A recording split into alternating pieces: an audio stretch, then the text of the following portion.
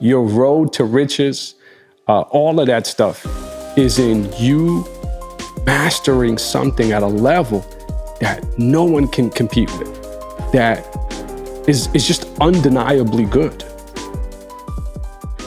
And I think we have another clip that speaks to. You see what I did there? You see I what I did see. there? I'm waiting. I'm like, where are we going?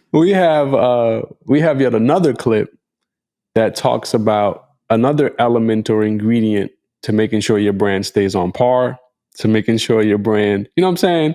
There's a level of consistency, of course, and routine that's required, but there's something else that's needed. Now, let me set this one up, right? This is, you see the hat, first off. It makes sense that I'm wearing this hat today, right? This man, by the way, did you know he recently joined Instagram? Really?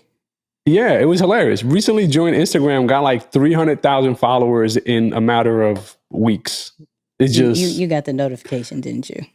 Of course, you know what I'm saying. The people I follow, heck yeah. I definitely didn't get that notification. Yeah, I got the notification when Jay-Z showed up for like a few hours and then left. Right. Yeah. But I know you definitely got that notification.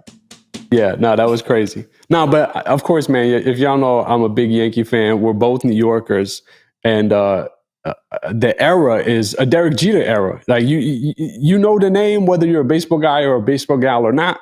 So Derek Jeter, he actually has a documentary coming out on ESPN called The Captain. He looks over his whole life. So right now he's doing a good amount of interviews, just talking about his experience and his story. And he was on Deezus and Mero recently talking about what kind of advice he gives to people when younger players come up to him asking him how to grow a brand. Now, mind you, he came out at a time where social media really wasn't popping like that. So check out what he had to say for this. A lot of young players coming up. How do I grow or build my brand? Like we talking about win. Yeah, that's how you do it. You know, we won my first year. We won 4 out of 5 years. So every time, even if you're not a baseball fan, you turn on the TV in October, you see us. You see us. So if you win, it wasn't like I tried to force something. It's just we just happened to have good teams throughout the years, and we're in the postseason most of my career. And I think if you try to force it, that's when you have issues.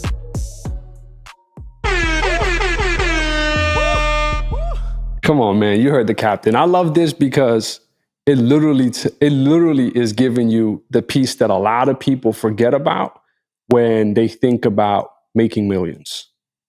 Your road to riches, all of that stuff is in you mastering something at a level that no one can compete with, that is just undeniably good.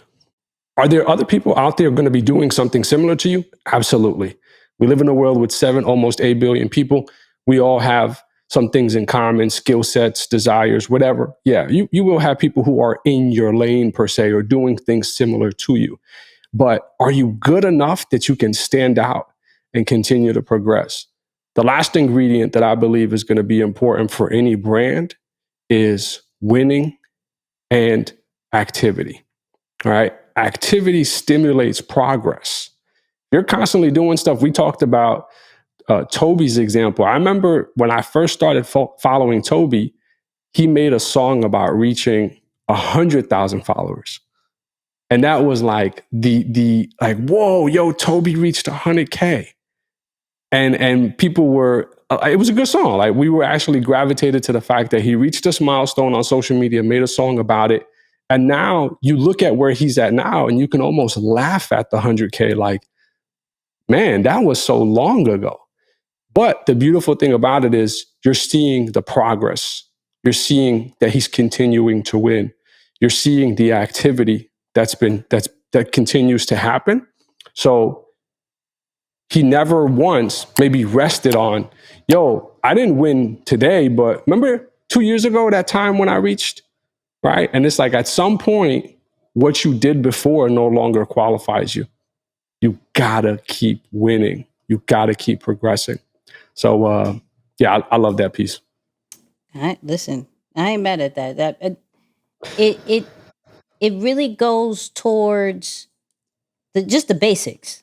Like you can't expect to be on the top if you don't actually have stats that back it up, right? Like, yo, I'm the best. How do you know this? Mm.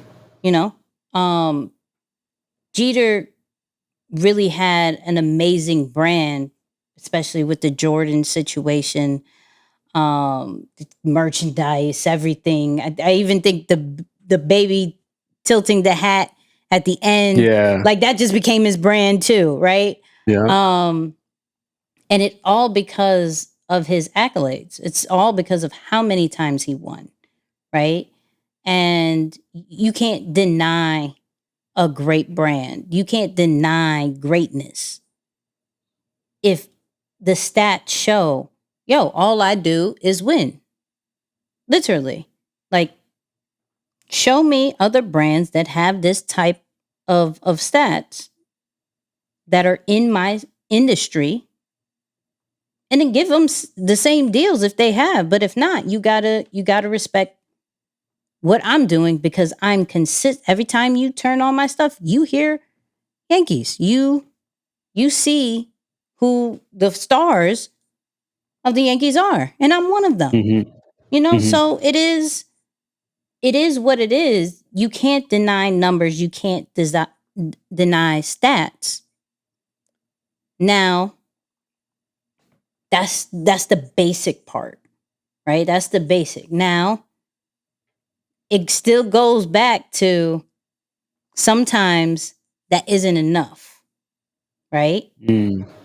Because, okay, there are, now granted, you could be on a winning team, Right. and still nobody knows you, That's a fact.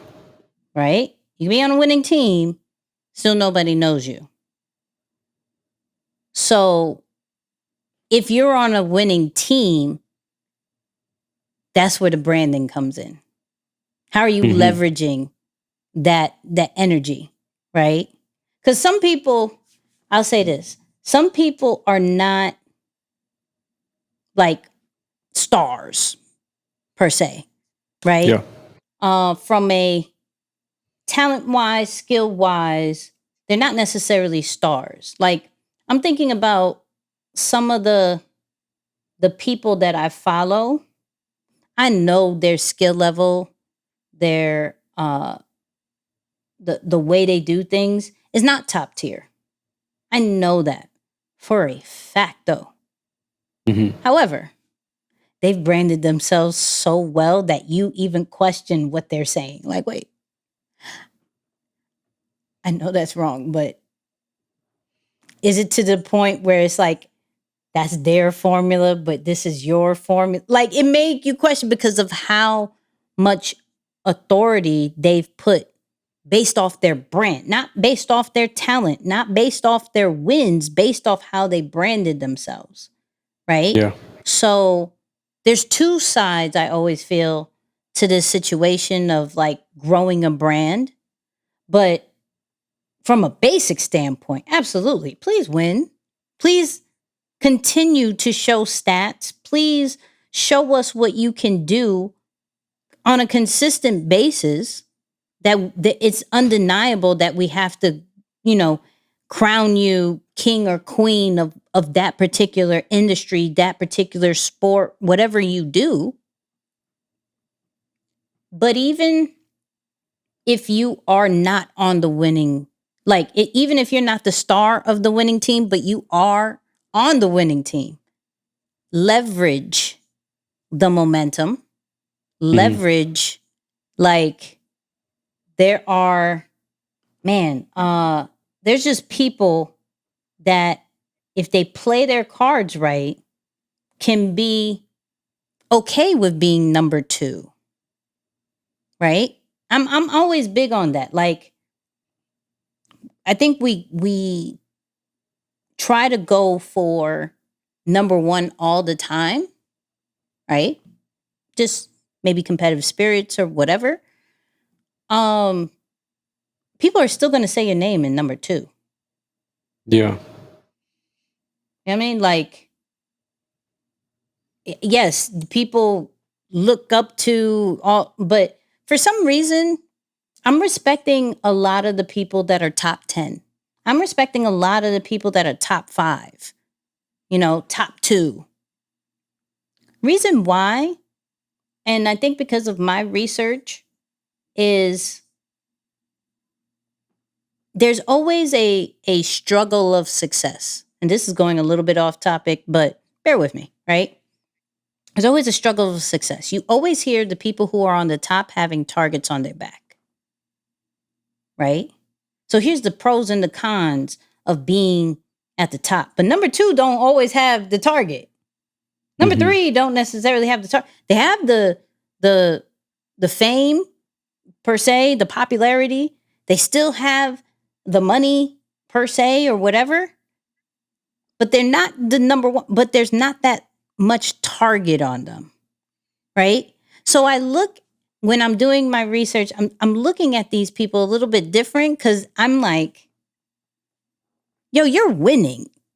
Like, you have to stay up there, and maybe you're naturally doing it, maybe you're not, but you don't have that pressure of supposedly people coming at you in different ways. Like, I'm listening to the Chris Brown.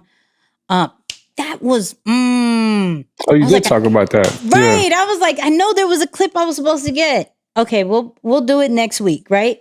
But I was listening to Chris Brown and him talking about like the young Gunna and Young Thug situation, and he was just like, yo, when we're on the top, we have targets.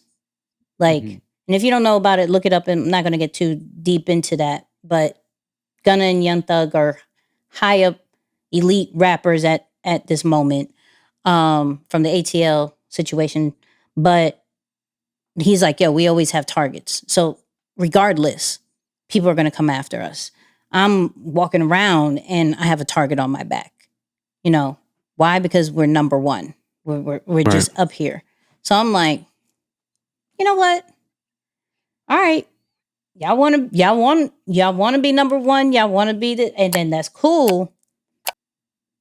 But be ready for those problems. Yeah, be ready. Come with a lot. Yeah, be ready to be a target, and don't feel discouraged when you're not number 1.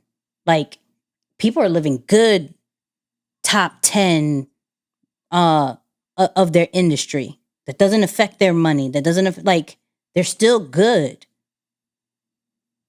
I'm always aiming for number 1, always aiming, and I believe it in my heart that I'm that. But if in other people's lists I'm not, I'm okay with that, because at the end of the day, it's about who I am here. Like, I'm number 1 in my industry. Say something different to me, I don't believe you. Now, who I am on your list, I'm okay with that, because maybe on your list, I'm not a target. Praise God. Thank you. I don't know how we went this left. My bad. I'm so sorry. Yeah. No, we're just talking about the different ingredients of a growing brand, a winning brand. Of course, we talked about consistency, discipline, routine, winning, right? And now we're talking about you can win by not always being number 1 per se at something. And believe it or not, I actually think a lot of number 2s enjoy a better lifestyle than number 1. Like, I think about a lot of the number 1s and the stuff that they got to go to or go through and travel and all this stuff. And I'm like, man, I don't want that. There was a season where I thought traveling was cool. Yeah. But you spend enough time on the road, and I always complain about 2 things: shower and my bed. I'm like, man, if I can't shower in my shower and sleep in my own bed for long enough, I'm like, screw everything. I don't care. Oh, you must have an immaculate shower then. You must have. I do. Yeah, the showers is definitely my my go-to. I ain't mad at that, because I really like the hotel showers. Some of those hotel showers be crazy though. Like, amazing crazy. Like, I don't want to leave kind of crazy. Like, why am I in the shower for like 40 minutes? This is a little bit too much for me, but that's cool. That's all right. Anyways, shout out to the good showers. Shout out to the good showers.